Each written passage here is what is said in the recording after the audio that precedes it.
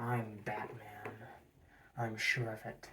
And my greatest foe of all time has broken out once again. And we're gonna get him. Come with me.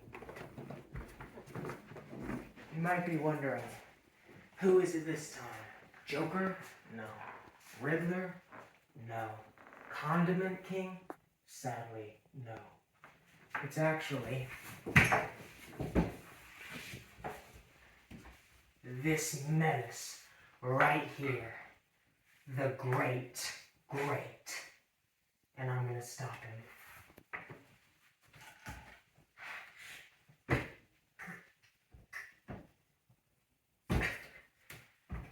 I can't do it. If only there was some sort of simulation where I could live out my wildest fantasy of being able to destroy the evil Great.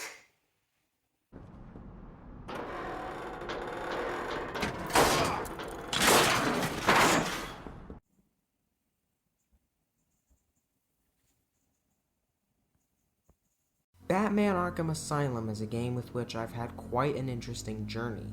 Everyone I've known who played it recommended it highly to me for years, but when I finally gave it a shot, I strangely wasn't as in love with it as most people had been since release.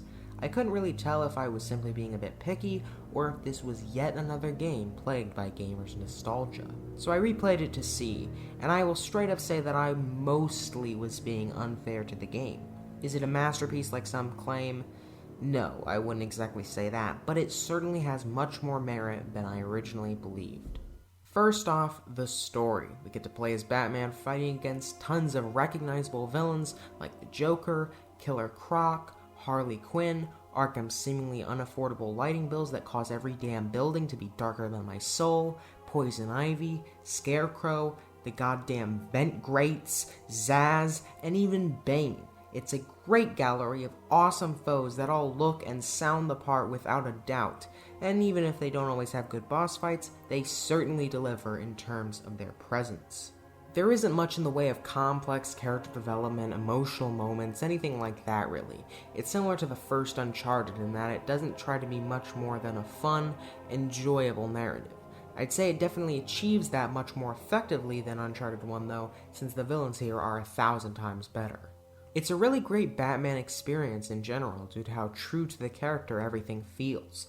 The visual style is dark yet stylish and often quite colorful. The villains are insane, creative, and intimidating. The music is uplifting and whimsical. The ideas are awesome, and the design of each area is incredibly detailed. Each different part of Arkham Island feels distinct, partially due to the visual design, which manages to make every room and area stick in your head despite how basic they are from an outside perspective. When you actually explore them and experience the many cool bits of gameplay and background details that they contain, you'll be able to appreciate the environments of Arkham Asylum far more, just as I learned to on this playthrough. It's very tightly designed and not too bloated or overblown, which I always appreciate. While there are lots of huge games that I adore, it can also be beneficial to the design of a game to make a condensed set of interiors and small sort of hubs linking them together, similar to what Banjo-Kazooie has. Interestingly enough, this dark and brooding Batman game actually reminds me quite a lot of classic platformers like Banjo and Spyro, mostly due to the way that it's designed. You'll continuously unlock new areas due to new abilities, though the majority of the side content is accessible to anyone with a keen eye no matter how far along in the story's progression you are, limiting an excessive amount of backtracking. Which is a huge relief, because trying to maneuver around previously visited areas in this game, as you have to do quite often a few times near the end of the game when you're dealing with Poison Ivy, can be a bit of a pain.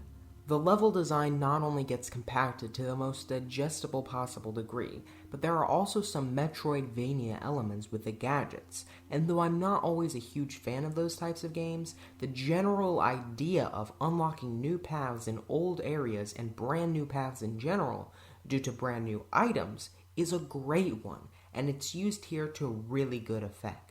Grappling around, using the explosive gel, line launcher, batarang, and countless others are almost always fun and often manipulated to create clever environmental puzzles. These only get better as the game goes on, so if you're worried about the few tools you have at the start getting stale, just wait a little bit longer. There's a lot of variety in general, and though I'll discuss the combat and boss fights soon enough, I can't help but go over the other bits of gameplay, such as the amazing Scarecrow segments, which are trippy, break the fourth wall in a brilliant way, and also function as simply great 2D puzzle platforming parts. Riddler challenges give the game lots of replay value, and, in spite of the somewhat annoying traversal through corridors, I seriously want to go back and get all of them. This is due to a lot of different things, but mostly because of how they cleverly hint at other characters and villains in the Batman universe, many of which would end up being in the sequel to this game, Arkham City, and because they're well-designed puzzles that give you just enough information so that it's not frustrating, but it's never spelling it out right for you either.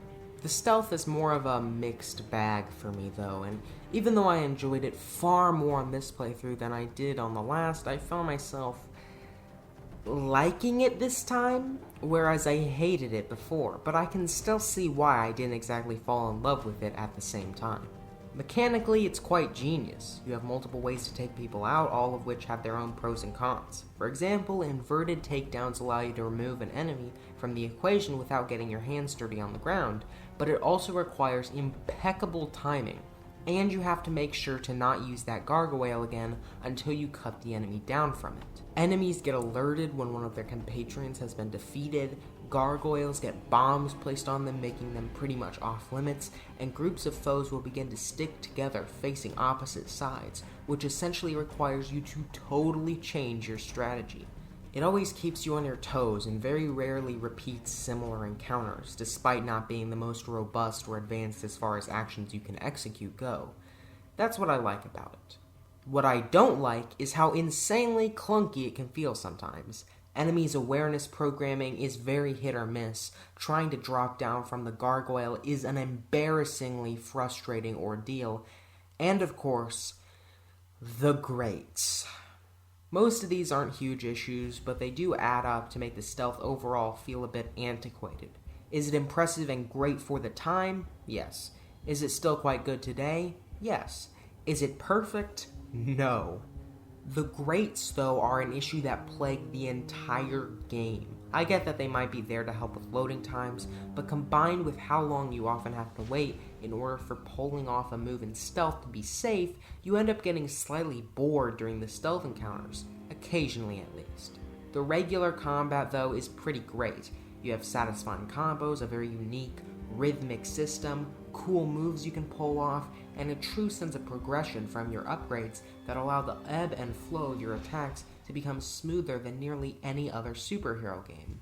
I found myself lost in a trance during some of these encounters, and though some of the punishments you get for not reacting to counters in time and instead attacking them normally are quite cruel, it overall is a nearly flawless combat system for the time.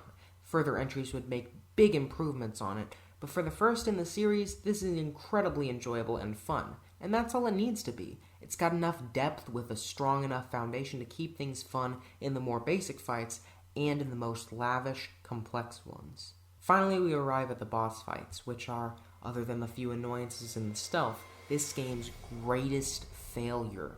None of them are outright terrible, I guess, but none of them are really that good either. The Killer Croc level is just that, an entire level, and it's absolutely exceptional, tense, creepy, creative, and builds up to a riveting conclusion, but it doesn't necessarily count as a boss fight. The Bane fight and the subsequent Titan battles are all fine enough, and they don't repeat too much to the point that it's actively frustrating. The Scarecrow battle is very anticlimactic, and it's just a regular combat encounter with a weaker Titan in a trippy setting, which sort of spits in the face of the previous levels built around Scarecrow's fear toxin that all built up to an epic conclusion, but it's still not bad. Harley Quinn's is literally just fighting off regular enemies and then changing where you fight them so you don't get shocked, and Joker himself's fight is fighting off his henchmen, pulling him off the top of the rafters, punching him, and then dodging some of his claw strikes. These ones are really in the territory of disappointment, especially for Joker, the main bad guy of the entire game. The only battle that might be straight up bad is Poison Ivy because it's so boring that you can literally just spam the dodge move and Battering for a while, avoid her vines, beat up a couple of guys, and be totally set. It's simply shocking to see villains represented, acted, and modeled to perfection and then given such extremely weak final encounters to end them off. This is definitely something that the sequel would address, as it contains some of the best boss fights in video game history, but for now, we're stuck with a few mediocre ones. So overall, Batman Arkham Asylum is a great game due to the style of it all, the compact yet detailed, memorable, and unique design, the care and love poured into making it a unique Batman experience that still pays respect to the successes that came before it, the crazy segments like the Killer Croc and Scarecrow ones, and the great combat that would be adapted into something absolutely astonishing later on. A few clunky and repetitive bits coupled with disappointing boss battles may drag it down, but it's still a strong 4 out of 5.